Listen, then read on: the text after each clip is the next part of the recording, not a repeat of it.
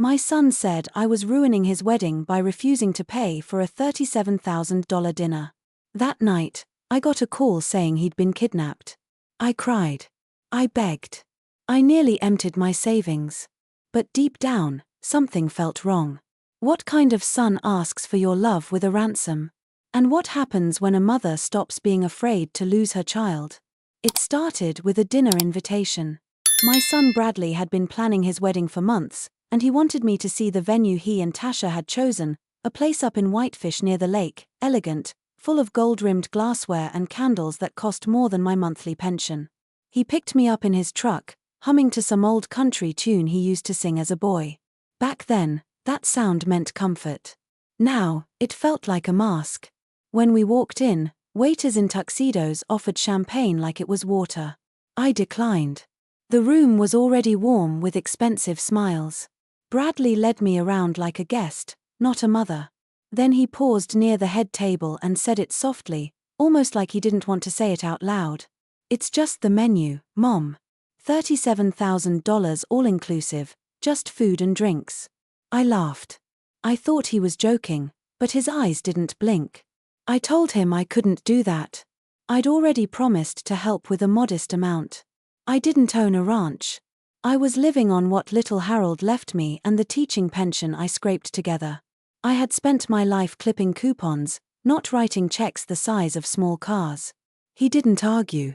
He just nodded slowly, smiled too easily, and patted my shoulder like I was the one who didn't get it. The rest of the night he was charm itself. He introduced me to the chef, let me sip some overpriced Riesling, and even said he was proud to have me there. But something inside me felt off. You ever notice that kind of warmth that feels just a little too planned? That's what it was. On the drive home, he played the same old tune, sang along loud like he used to when he still called me for advice about real things. I sat there quiet, my hands folded in my lap, holding a feeling I didn't have words for yet. That was the last calm night before everything broke. Before the phone rang at 2 o'clock in the morning, before I realized that my son, the one I used to tuck in and sing lullabies to, was about to trade my trust for something far colder. If you've ever felt the slow ache of realizing your own child sees you as a means to an end, then you'll understand why I remember every single word from that night, and why I didn't sleep at all after. The next morning, I wrote him a letter, not a long one, just 2 paragraphs in my own handwriting, folded neatly, and slipped into the envelope with the care of someone who still believed a mother's words had weight. I told him I loved him. That much hadn't changed, but I couldn't and wouldn't spend $37,000 on a wedding dinner. I reminded him of the offer I'd made earlier that month to contribute a smaller amount, enough for a thoughtful gathering, not a performance. I said I hoped he understood that this wasn't a rejection, but a boundary. I mailed it that same afternoon. I didn't want to send a message over text. I wanted him to see my handwriting. I wanted him to remember it. There's something about ink and paper that holds a different kind of truth. 3 days passed. No call, no reply. Then came the email.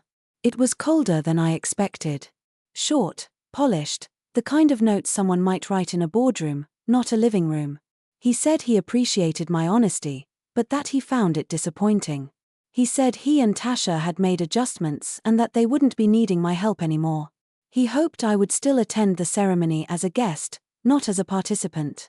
That was the word he used, guest. I read it twice before I let it hit. I wasn't angry. Not at first. I was quiet, like someone had shut the door without slamming it.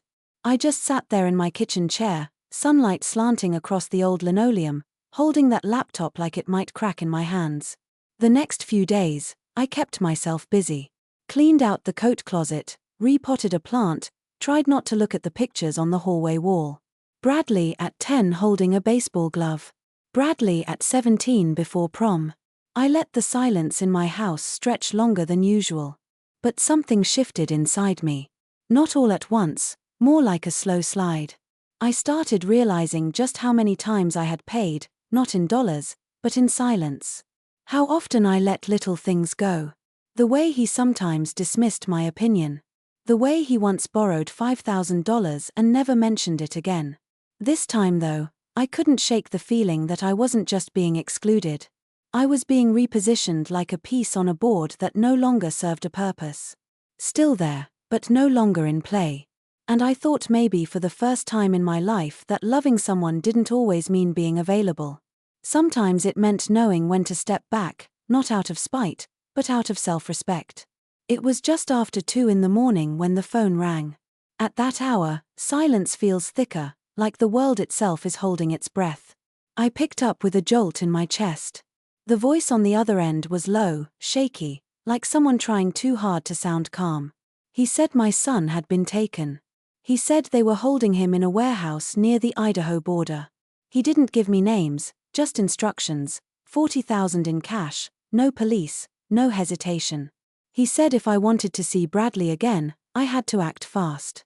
My body went cold. Not fear exactly, something deeper, like grief trying to rise before it had permission. I asked if he was hurt. The man didn't answer. He only repeated the demand and said someone would call back in an hour with further details. I hung up, staring at the wall, hands trembling. My first instinct was panic. My second was disbelief. But the third, quiet and growing, was suspicion. I've taught hundreds of kids in my lifetime. I've heard every kind of lie. I've heard real fear in a voice, and I've heard rehearsed panic, and something about this voice didn't ring true. Still, I couldn't risk being wrong. I pulled out the binder where I kept old bank documents, emergency contacts, and copies of insurance policies. I wrote down everything I remembered from the call: time, words, pauses. Then I opened my laptop and searched for any incidents near the border. Nothing matched. At 3:12, the phone rang again. This time the voice was louder, more urgent. He said they would send me an address soon and that I should bring the money by noon. He warned me not to speak to anyone, not the bank, not the police. That was the moment the suspicion turned to something else. The way he said not to tell the bank felt too specific. And the phrase he used, bring the money in one drop, clean bills, no eyes. Those weren't words a frightened amateur would use. Those were practiced phrases. Rehearsed.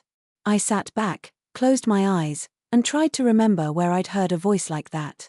It took me a moment, but once I placed it, my breath caught. Jaden Roy. He had been in my American history class 15 years earlier. Smart, charismatic, but always one step ahead of trouble. He'd forged signatures once. He tried to sell fake tickets to the senior dance. He was suspended his junior year, and I hadn't seen him since. The tone, the rhythm of speech, the cockiness laced with false desperation. It was him. Older, yes, but unmistakable. And suddenly everything snapped into focus. Jaden wouldn't have pulled something like this without help. He was never the type to act alone. I looked down at the phone in my lap. My hands were steady now. If Jaden was involved, that meant someone had sent him, and I already knew who. I didn't sleep the rest of that night. By sunrise, I was already dressed and sitting at the kitchen table with a pot of black coffee and my notebook open. I wrote everything down, the first call, the second, every word I could remember, and I kept circling one name, Jaden Roy. I hadn't seen him in over a decade, but there was no doubt in my mind it was him. Jaden wouldn't just happen to target Bradley. Someone had to connect them. Someone had to point him in my direction. It wasn't just a hunch anymore, it was certainty. I drove to the library where I used to tutor on weekends. Their computers were better than mine, and more importantly, no one there asked questions. I searched Jaden's name. He'd done time for fraud 3 years ago in Missoula and got out 2 years ago. His last known job was at a shipping yard in Spokane. No current address. But what caught my eye was a tag on an old article. The photo showed Jaden at a local charity event right next to Bradley. I leaned back in the chair, heart steady but jaw tight. They knew each other, and not from school. I printed the article and tucked it in my bag. On the way out, I passed a teenage girl setting up a chessboard for the kids' program. She smiled at me. I smiled back, but it felt far away. My mind was already ahead, ticking through the next steps. That afternoon, I walked into the local police station. I didn't speak to a desk officer. I asked for someone in fraud and financial crimes. When a young detective named Collier came out to meet me, I told him exactly what I suspected. I didn't raise my voice, I didn't dramatize a thing. I laid out the calls, the voice, the demand, the connection. I gave him the article and my notes. He listened carefully, said he'd look into it, then asked if I'd consider wearing a wire if they set up a meeting. I said yes before he finished the sentence. By the time I got home, there was a message from Bradley. His voice was cheerful, just checking in. He said he hoped I was doing well and that he and Tasha were thinking of doing a smaller wedding now, something simple. He sounded relaxed, too relaxed. I didn't call back. Instead, I opened the drawer by the sink, took out the old recipe card tin where I kept my passwords, and pulled out the business card tucked beneath them. Melinda Garcia, estate attorney, the one Harold and I had used to draft the will. I hadn't spoken to her in years, but I needed to now. It was time to check every document with my name on it because something about Bradley's voice told me this wasn't just about money anymore. It was about access, and I needed to make sure mine hadn't already been quietly taken. Melinda met me the next morning at her office on 5th Street. It had been over a decade, but she looked exactly the same blunt haircut, same no-nonsense energy that Harold used to say made her the only lawyer he ever trusted. She offered me coffee. I declined. We got right to it. I handed her a manila envelope with copies of every financial document I could gather, deeds, account statements, insurance papers, and most importantly, the most recent draft of the living trust Harold and I had signed before his second stroke. She read quietly, her brow furrowed. I could tell by the way her eyes paused that she saw something off before she said it out loud. The trust had been amended. I hadn't touched it since Harold passed. I knew that for certain, but according to the papers in front of us, an updated version had been filed 8 months ago. That version listed Bradley not only as successor trustee but also gave him partial authority over disbursements while I was still alive. My name was still on the assets, but the control had quietly and legally been shifted. Melinda looked up at me with concern, not pity. She asked when I'd signed this. I told her I never had. She flipped to the signature page. The name was mine, but the handwriting was not. Even if I hadn't been a teacher for 40 years, I would have noticed the loop on the lower case Y was wrong. The pressure on the downstrokes was uneven. It was forged. Melinda stood up. She walked to the cabinet and pulled out a binder of notarized documents. She compared my original signature on the old trust to the one on the new draft. Then she picked up the phone and made 2 calls, one to a private handwriting analyst she trusted, the other to the district court clerk. I sat there, hands folded, watching it unfold like someone else's story. Melinda turned back to me after the second call. She was calm, but the way she held her pen told me she was furious. The amendment had been pushed through by a notary named Alicia Roy. The last name stopped me. It couldn't be coincidence. Jaden Roy, Alicia Roy. The dots were forming too fast now. Melinda said we had to move fast before anyone tried to move money. She started preparing paperwork to freeze the trust until a proper investigation could be opened. On my way home, I stopped by the grocery store. I bought myself a small bouquet of sunflowers. I had no idea why.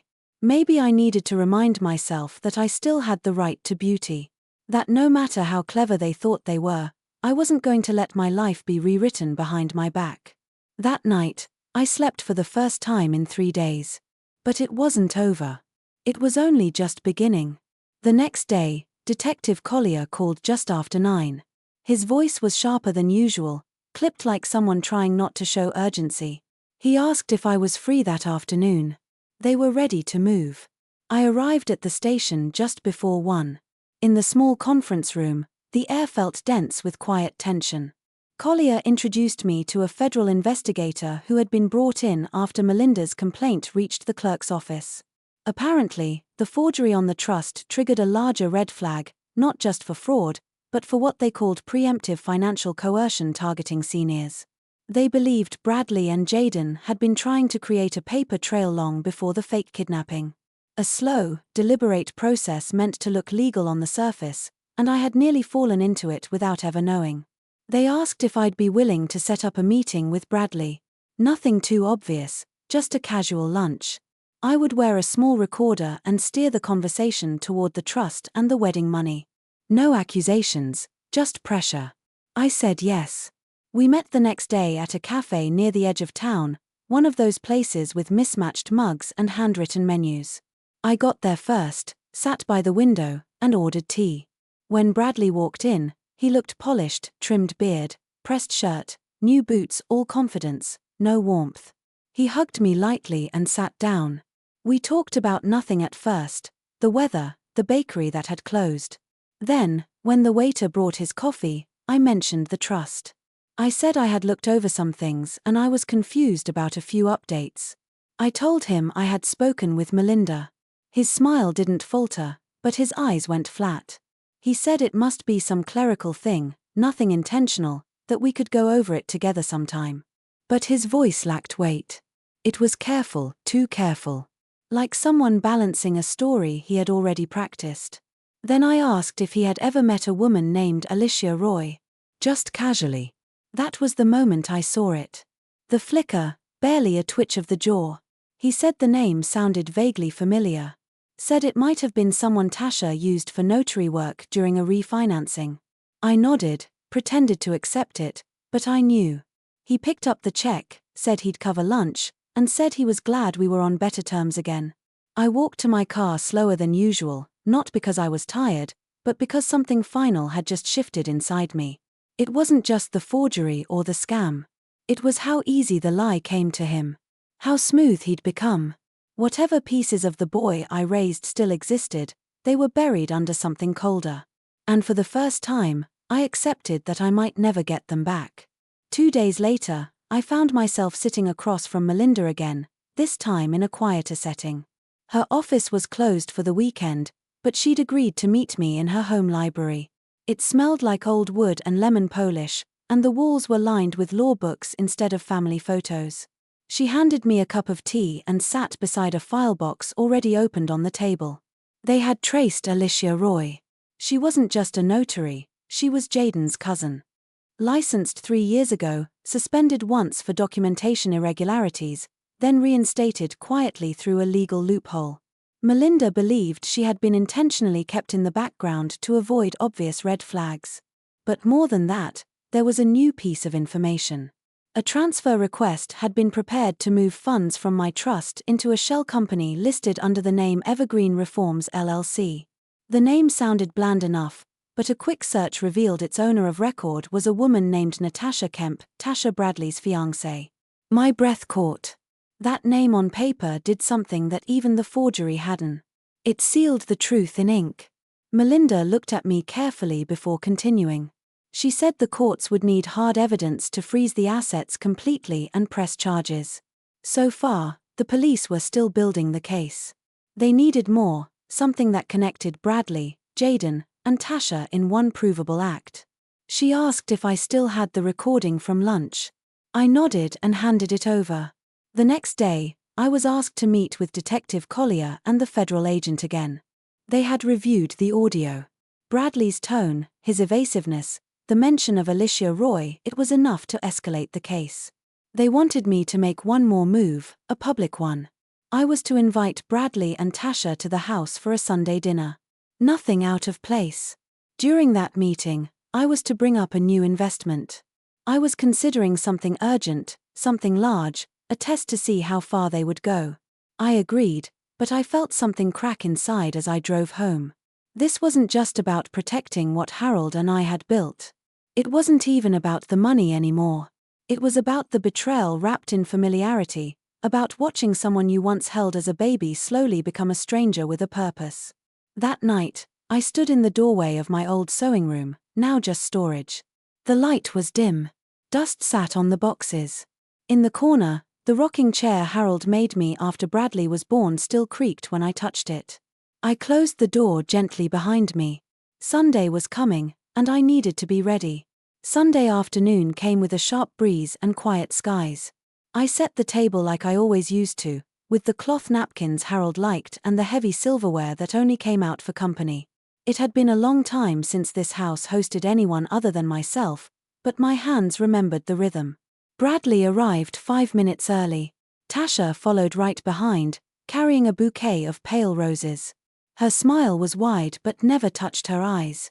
I thanked her politely, placed the flowers in water, and led them to the dining room.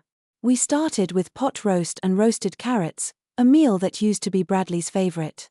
He complimented the seasoning. Tasha added how she couldn't wait to learn all my recipes after the wedding. It was the kind of moment that might have felt warm if not for everything I already knew. The conversation wandered from wedding details to their honeymoon plans. I listened, nodded, and laughed in the right places. Then I shifted gears. I told them I was considering moving part of my trust into a new venture, a retirement village outside Bozeman. The numbers looked good, the timing was right, but I was unsure if it was too much all at once. I asked them what they thought. I said I needed advice from the people I trusted most. Bradley's fork paused halfway to his mouth. Tasha blinked once, then leaned forward, full of enthusiasm. She said real estate was smart. She said liquidity was overrated for someone my age. Her tone was careful but a little too eager. Bradley asked how much I planned to invest. I told him nearly a third of the trust, around $700,000. That number landed like bait in still water. Neither of them spoke for a moment. Then Bradley cleared his throat and said he'd be happy to take a look at the paperwork for me, just to make sure I wasn't being taken advantage of. I thanked him and told him I appreciated that. Then I got up to serve dessert. From the kitchen, I watched them through the crack in the doorway. Their heads leaned in close. Tasha whispered something. Bradley gave a small nod. I saw his fingers tap twice on the table, an old habit from when he was thinking fast. I returned with the pie, cherry still warm. We ate. We said our goodbyes. I hugged them both at the door and held a smile that cost me more than they could ever know. Once they were gone, I went to my room and took the recorder from where it had been sewn into the hem of my cardigan.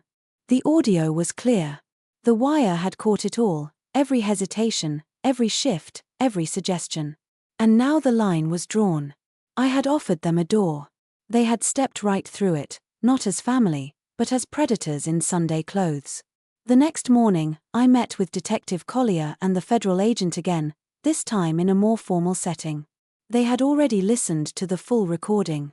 There was no celebration, no fist-pumping relief, just nods, quiet, serious nods that said everything they needed was there. They were ready to act. Within 24 hours, the district court signed off on a temporary freeze of all trust-related accounts. The amendment filed under Alicia Roy's notary credentials was now under criminal review. A subpoena had already been sent to Evergreen Reforms LLC. If any funds had moved, they would be tracked. If there were additional shell accounts, they would surface. Melinda handled the court filings while I waited at her office, trying to steady my breathing. Part of me still held on to the idea that Bradley would show up, say it was all a misunderstanding, offer some flimsy apology that almost sounded real. But that part of me was smaller now, quieter, like a bruise that stopped throbbing but hadn't yet faded. That evening, Bradley called. His voice had a forced calmness to it, like someone trying not to show panic while the ground moved under his feet. He asked how I was, said he had talked to a friend at the county office and heard there had been some sort of mistake with the trust paperwork. He offered to help clear it up. I told him I had already taken care of it, that Melinda was handling everything now. He didn't argue, he didn't yell. He just said fine, then hung up. The next day, I got a call from Tasha. She sounded colder than ever. She said it was disrespectful for me to go behind Bradley's back, that I had embarrassed him, that I had ruined their financial future. I listened in silence. Then I thanked her for calling and ended the conversation. No more explanations. No more bargaining. The house was quiet after that. Too quiet. I walked through each room like I hadn't lived there for 40 years. Every photo, every chair, every inch held traces of a life I had built with faith. Not blind faith, but faith in something deeper than contracts or titles. I stood in front of the fireplace and looked at the framed photo from Bradley's college graduation. He was beaming. So was I. The pride in that picture was real. The joy was real. What came after wasn't. I took the frame down, wrapped it gently, and placed it in a drawer. Then I picked up the folder Melinda had given me and opened it again. There on top was a clean draft of a new trust, one with no amendments, no hidden hands, just my name and my boundaries, set in ink. A week later, I signed the new trust on a cloudy Thursday morning. Melinda walked me through each page, slowly explaining each clause with the patience of someone who knew how many hours I had spent unraveling what should have never been tangled. This version named no successor trustee, no early disbursement permissions, no conditional transfers to family members. Everything remained in my name, every account, every property, every right to say no. After the final signature, Melinda slid the folder into her briefcase and looked at me the way a surgeon might look at a patient post-op. Not triumphant, just measured, quiet, as if she knew I'd need time to feel whole again. I drove home in silence. The streets blurred past the houses and trees, a soft background hum. When I reached my porch, I stood for a moment before going inside. I didn't feel victorious. I didn't feel broken. I just felt still. That afternoon, I cancelled the catering contract for Bradley and Tasha's wedding. The original deposit had come from my personal account, but the balance had not yet been paid. I called the florist next, then the venue. Each phone call felt like peeling something heavy from my chest. I did not leave messages. I spoke directly, calm, firm. I didn't offer reasons. That night, Bradley showed up at my door. He didn't knock like he used to, 3 quick taps followed by a grin. This time, it was one loud thud, then another. I opened the door but did not step aside. He didn't look angry. He looked tired, worn down, less polished than the last time, but still playing the part of the concerned son. He asked if we could talk. I told him we already had. He asked why I was doing this, why I was trying to destroy his life. I looked at him long and steady and said nothing. The silence did the work. He didn't try again. He walked off the porch slowly, like a man finally realizing the door was closed, not just physically, but in every other way. Inside, I lit a small candle on the windowsill and sat in Harold's chair. 4 years, I had filled that silence with excuses, with second chances, with hope. But now, the silence was mine. It held no regret, no fear, just air and space, the kind I needed to remember who I was before I started shrinking to fit someone else's plans. 2 months passed. The house settled into a rhythm again. I started waking up with the sun the way I used to before everything unraveled. I brewed my coffee slower and took longer walks. The days no longer carried the same tightness in my chest.